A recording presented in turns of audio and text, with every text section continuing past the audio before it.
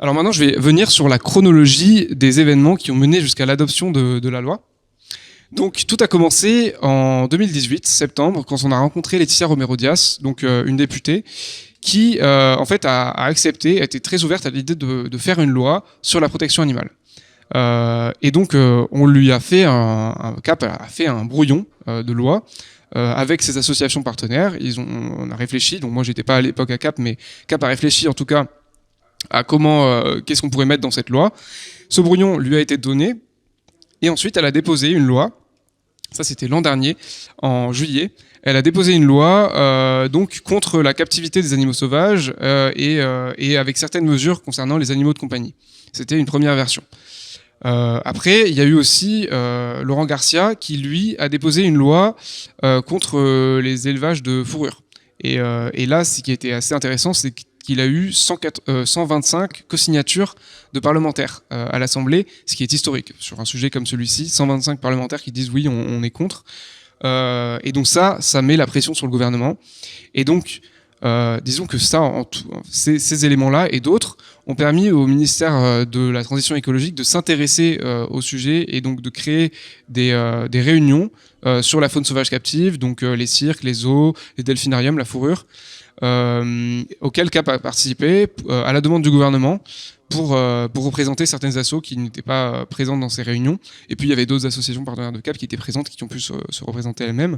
Mais voilà, donc ça c'était un des éléments aussi de la chronologie qui a contribué ensuite à ce que Barbara Pompili, la ministre de la Transition écologique, fasse des annonces en septembre dernier, l'an dernier, pour justement arrêter avec les cirques, les animaux sauvages dans les cirques, les cétacés dans les delphinariums ou les animaux à fourrure. Voilà, parce que ça c'est des compétences qui concernent son ministère.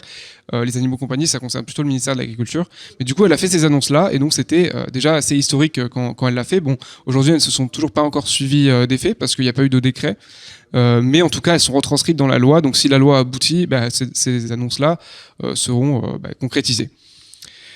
Il y a eu ensuite la TPL de Cédric Villani, dont je vous ai déjà parlé, et donc qui, lui, ne fait pas partie de la majorité, il fait partie du groupe EDS, donc c'est un groupe minoritaire qui a réussi via sa niche parlementaire, donc c'est une journée dans l'année où ils ont le droit de mettre un texte à l'ordre du jour.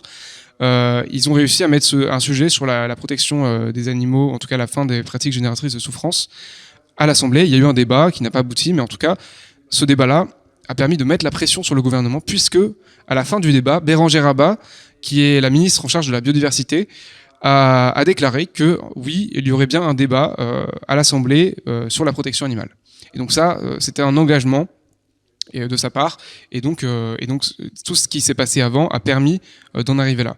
Il y a eu aussi, d'ailleurs, parce que là on parle de l'été 2020, il y a eu le RIP en l'été 2020, et donc ça aussi c'était quelque chose qui a eu un énorme impact médiatique, et donc le gouvernement n'y était pas aveugle. Bon, ensuite, il y a eu Loïc Dombreval qui a aussi déposé sa proposition de loi suite à son rapport de mission gouvernementale sur les animaux de compagnie, donc pour lutter contre la maltraitance des animaux de compagnie.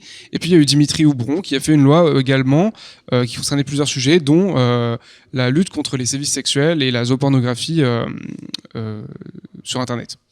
Et donc en fait, ces trois lois-là, c'est-à-dire celle de Loïc Dombreval, celle de Dimitri Houbron et celle de Laetitia Romero-Dias qui avait été déposée longtemps avant et qu'on avait accompagnée pendant 3 ans pour l'aider à faire cette loi, ont été fusionnées.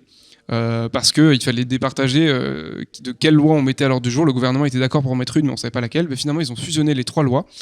Et donc, ça a donné lieu à la proposition de loi contre la maltraitance animale, donc qui concerne du coup les animaux de compagnie et les animaux sauvages captifs. Et donc, elle a été adoptée en janvier de cette année, le 29 janvier, à l'Assemblée.